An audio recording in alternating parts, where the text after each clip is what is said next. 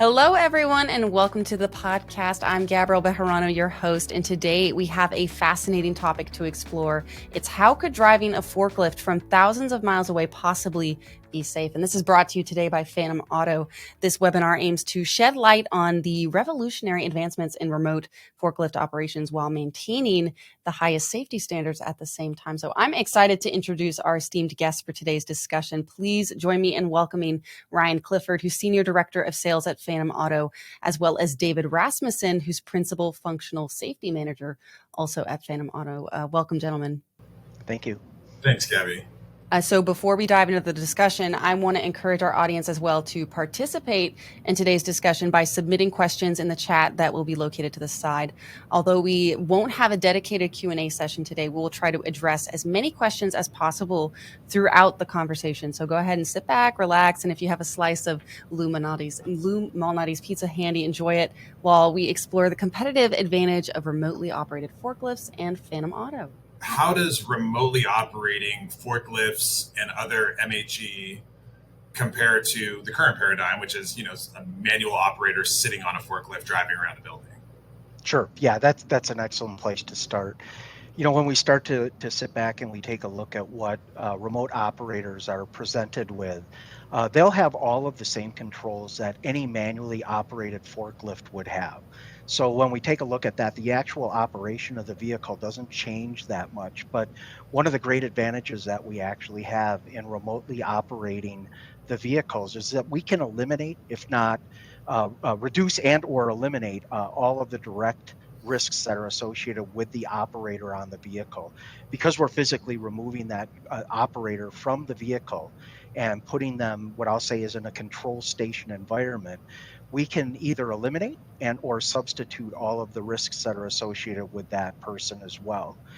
In addition to that, by remotely operating the vehicle, we can provide the operator with some advanced tools that also help us to be able to operate the vehicle. In other words, enhanced tools that present multiple views of the vehicle. In other words, a 360-degree view around the vehicle and other features that aren't available to manual operators that we are being on the vehicle at that particular point in time. One of the other things that I'm very, very proud of at Phantom Auto is we also open up the labor market to individuals that traditionally would not be able to operate a vehicle or an OEM designed vehicle, such as persons with disabilities. So we, in addition to having those advanced tools, we also open up the opportunity for other individuals to be able to operate those vehicles as well. David, it's been clear, like I rely on you as my safety expert. But I didn't, at the beginning of this conversation, ask you, what your background is and how you developed all this expertise over the course of your career. Well, you didn't call me old, so I appreciate that, but I kind of am. Just to give the folks a little bit of a background, I started my career with a company by the name of Rockwell Automation. And for approximately the last 10 to 12 years working for that company, I was primarily focused on functional safety. I was also one of, I would say, somewhere a handful of individuals that was authorized and certified to be able to do functional safety training for TUV Rhineland in North America. So luckily, I have a lot of individuals that are out there that I've had the opportunity and the pleasure of helping them through safety certification, functional safety engineering certification. So I've had that opportunity to work with them as well. I left Rockwell Automation in 2017 and went and took an opportunity to go and work for Amazon in their advanced technology group. And there again, I was deploying my functional safety expertise, and I was brought on to help a startup company that Amazon purchased that was building autonomous mobile robots. That's kind of where I would say I really got right up neck deep into mobility platforms and attempting to deploy those types of technologies into fulfillment centers. So that's where I cut my teeth on what I would say is a mobility platforms. And much like you, I lived through what I would say is the difficulties in attempting to deploy fully automatic and fully autonomous vehicles into those environments. And Phantom Auto caught my eye as a way to be able to introduce that type of technology. And I'll say, this is an introduction of being able to introduce technology into fulfillment centers, and doing it comfortably. People that might be uncomfortable in deploying fully autonomous or fully automatic vehicles can take a look at this, because again, we have a human that's in control of that vehicle, and it can step them into the process of introducing that technology into it. So I've just been a little bit over a year now with Phantom Auto, and I can gladly say I'm happy I made that transition, and looking forward to seeing where we go. Yeah, no question. I mean, from a business value standpoint, we're kind of the easiest thing to understand and the go-to thing we talk about is that we can attract people like workers where they're available and apply them where they're not available. So that's a geographic conundrum. Um, but definitely expanding to labor pools, people that would never be interested in these jobs to begin with, is a huge win. I mean, both for our customers that really need help, they really need employees, and for people that have new employment paths. I think that part is super exciting. I agree with you, David. From a kind of a foundational standpoint, what would you say Phantom's approach to safety is? Sure. When we start taking a look at safety, and I know that we're primarily going to be compared with what other manufacturers are doing in the space of an AMR, an autonomous mobile robot, and or an AGV, an automatic guided vehicle. When we start to think about that, those vehicles operate on a fully autonomous or fully automatic type of a scale. When we start taking a look at remotely operated vehicles, we have the advantage of always having a human in the loop.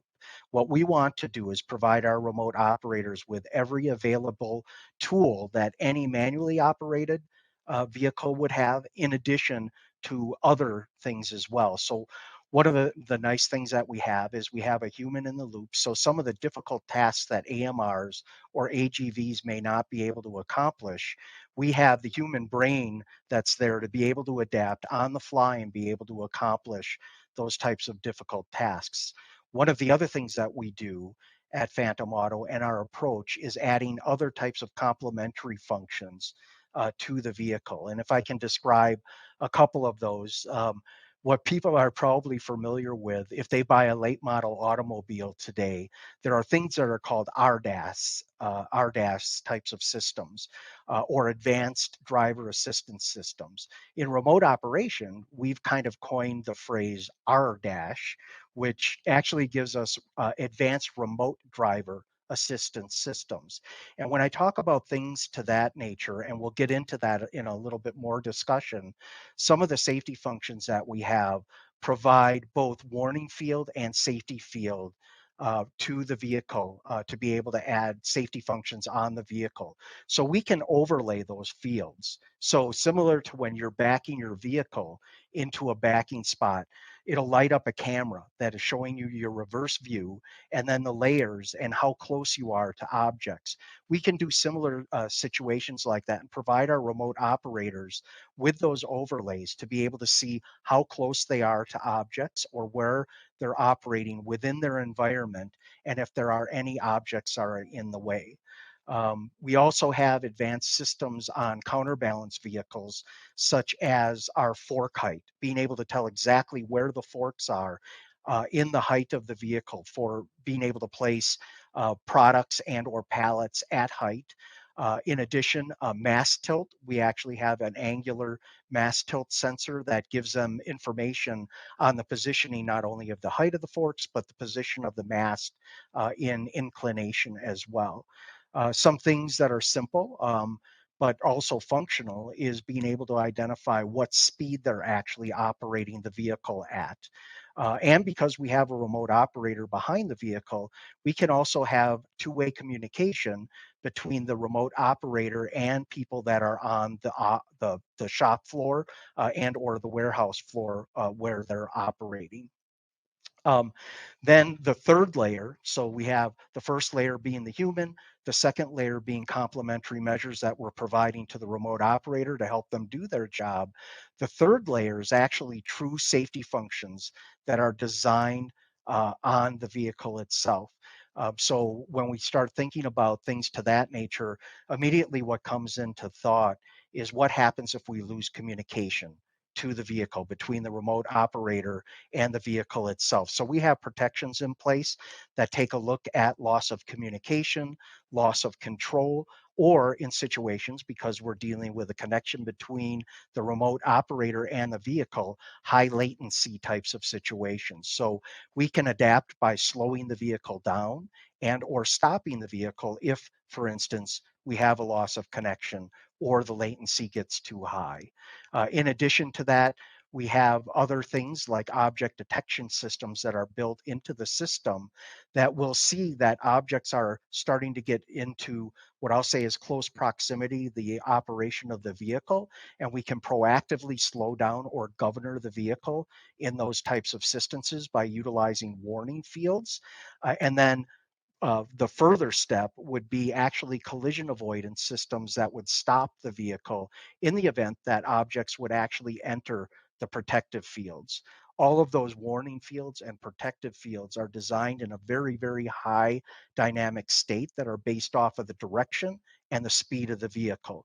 So they're highly dynamic and always pointed in the direction that the vehicle is actually operating in based on the speed that the vehicle is operating at. Yeah, David, you and I both came from AMR developers. So our background is in autonomous vehicles. And so we know that those systems are guided by B56.5. When I'm talking with customers, I'm always telling them, like, yeah, we apply B56.5 where it's applicable.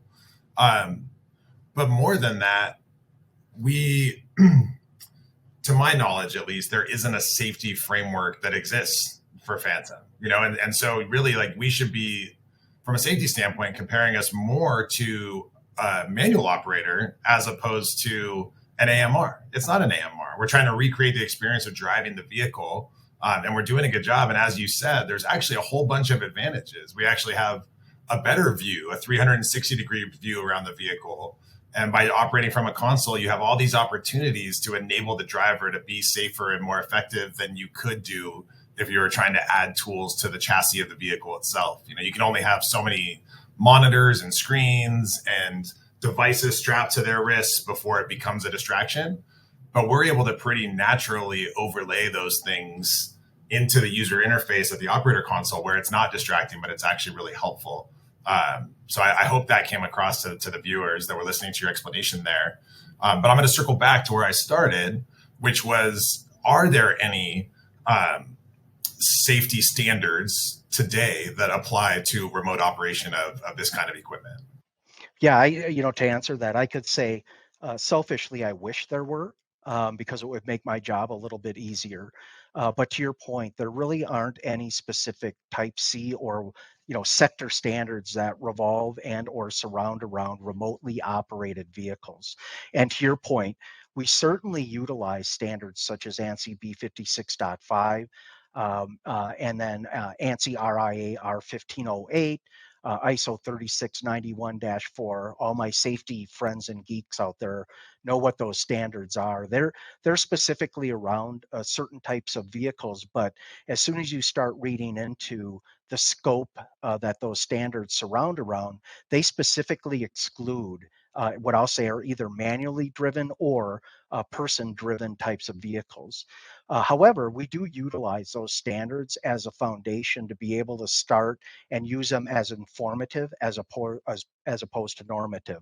Those of you that are familiar with standards, when we talk about informative, they can inform us in doing something. Normative usually outlines requirements that we have to meet. So we certainly utilize those standards being informative, but what really it does is it puts the onus on Phantom Auto to build a safety case right off of the actual vehicle. So we do an extensive risk assessment process that identifies all of the risks that are associated with those specific types of vehicles that we're building. We identify what those risks are, we go through the risk estimation process, and then all of the safety functions that we implement on the vehicles are designed to be able to mitigate those identified risks. And those safety functions are designed around IEC 61508 and ISO 13849-1 to make sure that we are suitably mitigating those particular risks.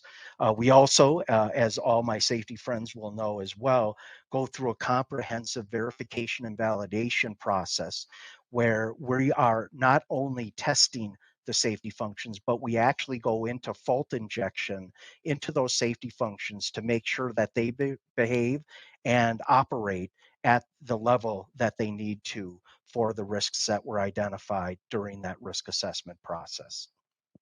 So along these lines, those are, again, I'm going to take a step back. This is a good technical deep dive. If you had to say, just like put simply, reassure anyone that's thinking about deploying Phantom or other remote operation systems in a warehouse environment, what would you tell them to reassure them if they have any concerns about it? Sure, and I can answer that in a selfish sense as well. I would not be here at Phantom Auto if I didn't believe that I had the full support and insurance of not only our board of directors, but all of our C-level executives. And frankly, Ryan, yourself coming from the AMR world as well, we've dealt with this for many years. And I know as a person that leads safety here at Phantom Auto, I have that support, and I am encouraged to build and design a highly safe and reliable system. And when we start taking a look at and Phantom Auto's approach, the thing that we start with is following that safety life cycle. If those of you that are familiar with IEC 61508 are familiar with what that safety life cycle it consists of, and the safety management system, that is Phantom Auto's approach. So that when we take a look at it, we do a full what I'll say is risk assessment process and follow all of the globally accepted consensus standards, and we mitigate those risks beyond what the requirements are of that risk assessment process. Yeah, I mean, when I think about this topic of reassuring customers, I'm typically more in the business conversations where we're talking about efficiency and productivity and ROI. And I always tell customers, hey, today our guiding principle is to try to become as efficient and productive as a manual operator today. The problem with forklift drivers is not that they're not good. Like, good forklift drivers are extremely good. The problem is that, one, there's not enough supply of them, and that supply actually continues to dwindle. And the other is that in being as good as they are, often they're compromising safety, and it's just human nature. Like, you're trying to do a good job, you're trying to get as much product out the door as you can. Often it's a high pressure job.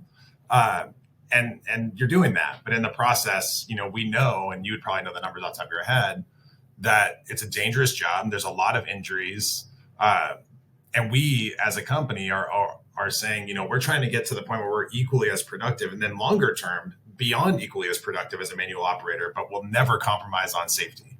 And sometimes that's challenging. You and I talk about these things where, you want to sacrifice, but you just can't do it. David, with this in mind, is it safe for Phantom to remotely operate vehicles around other humans, or is this something that you're doing more in kind of a partitioned off section of a warehouse? That's actually an interesting question. And knowing where you came from and where I came from, in working on autonomous mobile robots and AGVs, an AGV is a good example where it's a path following device that follows a specific path. And when you see those deployed at customers, typically you'll see them actually cordoned off and have their area kind of roped off where people aren't traversing in that area. But again, because we're dealing with a remotely operated vehicle, I can answer that question unequivocally. Yes, it certainly is safe to operate these vehicles around humans. In fact, I will guarantee that we create an environment where operating these remotely operated vehicles, it is even safer to operate these than a manually operated vehicles. We have these other enhanced features and tools that I already described previously. But in addition to that, because of the safety systems that we put on the vehicle to guard against loss of communication, loss of connection, and what I would say are objects entering into the path of the vehicle, all of those safety functions are also designed to be able to do that collision avoidance and person detection. Again, we also have the advantage of a human being behind the wheel. They can differentiate between a person that's in front of the vehicle and an object and behave accordingly based on the input that they're getting by what they're seeing. So I would say that yes, it certainly is safe to operate these vehicles around persons that are on the floor, and safer than what I would say is a traditionally manually operated vehicle.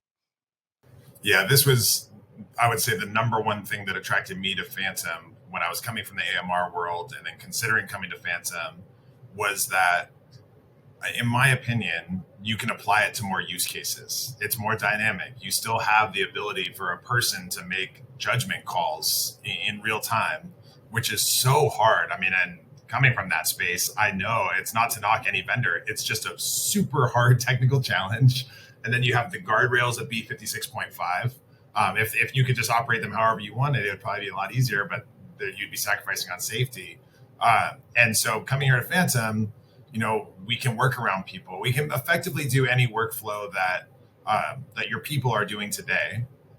But then we also have the added benefit of being able to be safer and putting some guardrails and tools in front of operators that you just never could if you were doing it on the vehicle. So I agree. That was a big win for me when I started digging into this.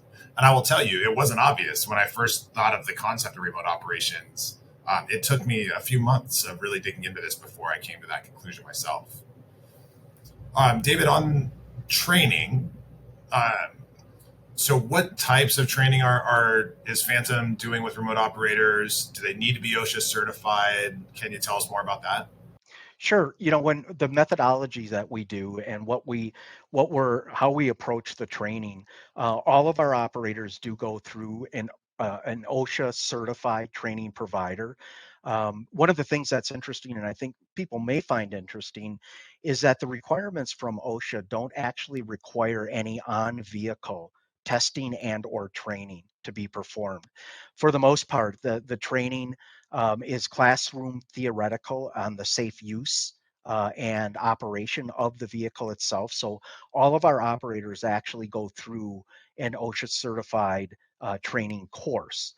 But in addition to that, because of the remote operation, understanding the operator station, learning what those additional features are that we provide and the tools that we provide our operator, we also incorporate what I'll say is on vehicle and or remote operation training program. So all of our operators go through a period of time in working in our QA and our test environment, currently in South San Francisco.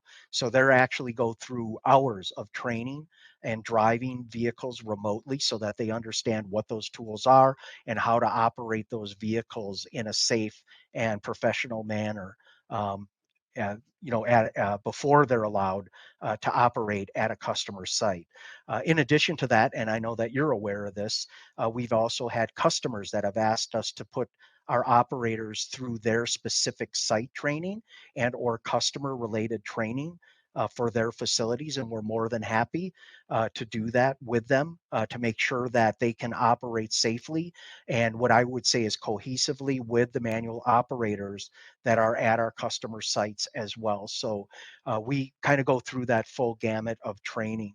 One of the other things that, again, going back to it, it also offers us the opportunity to give these types of jobs to persons with disabilities and be able to get them through this training protocol that we have, as our training protocol is wrapped around the ability for all persons to be able to operate these remotely operated vehicles. To either expand on that or anything else for that matter,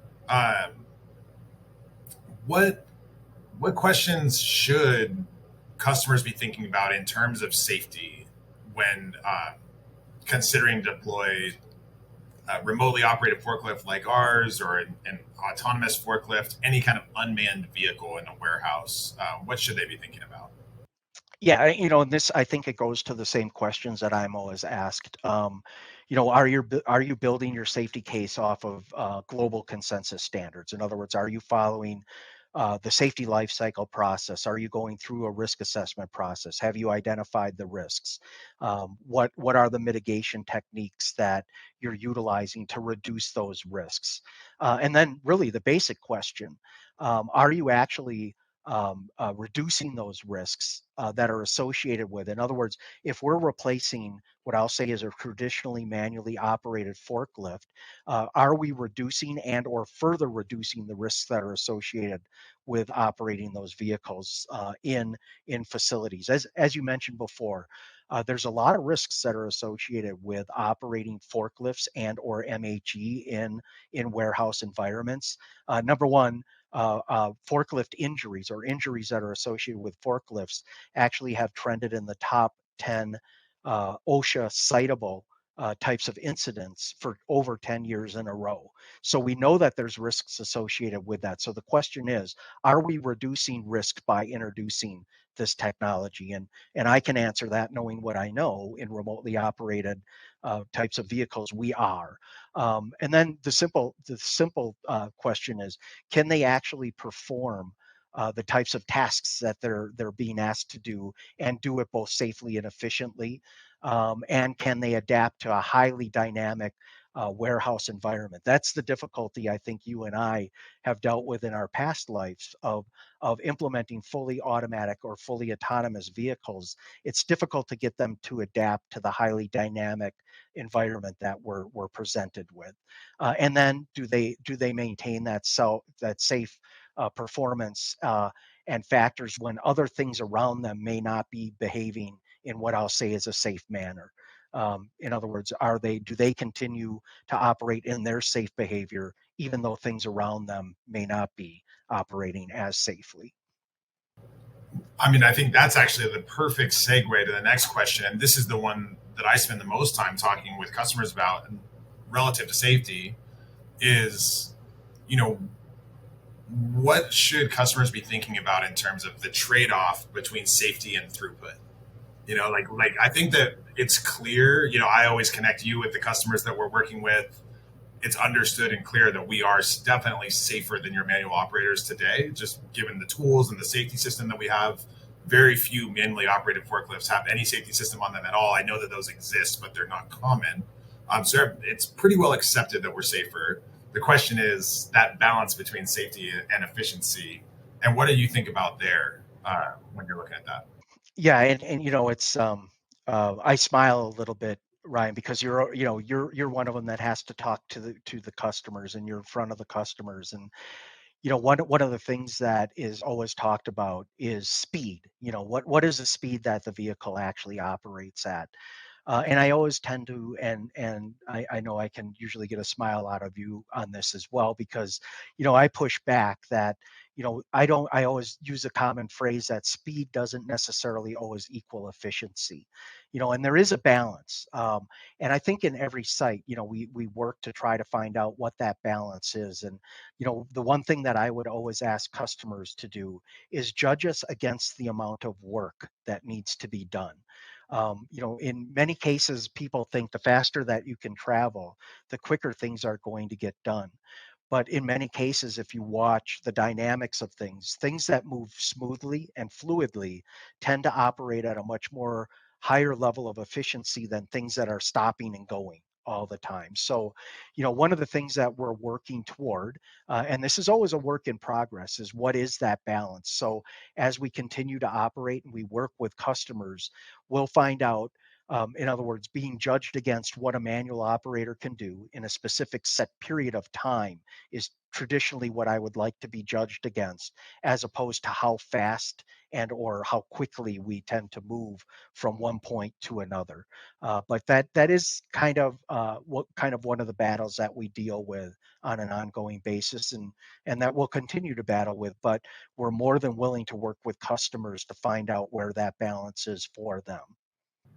Yeah, I mean, you and I share the same opinion, and it's funny. I hate to paint a negative picture of AMRs or AGVs because the workflows that they do well, they're excellent at, and you're not paying for an operator. So, I mean, the business case is off the charts. The frustration that I always had was I would talk with customers, we'd have a really exciting project, and then the more you dug into it, it would just get curated and curated and curated, and then you landed on that thing that it was really great for, and the scope of the project just got so much smaller than what you set out to do.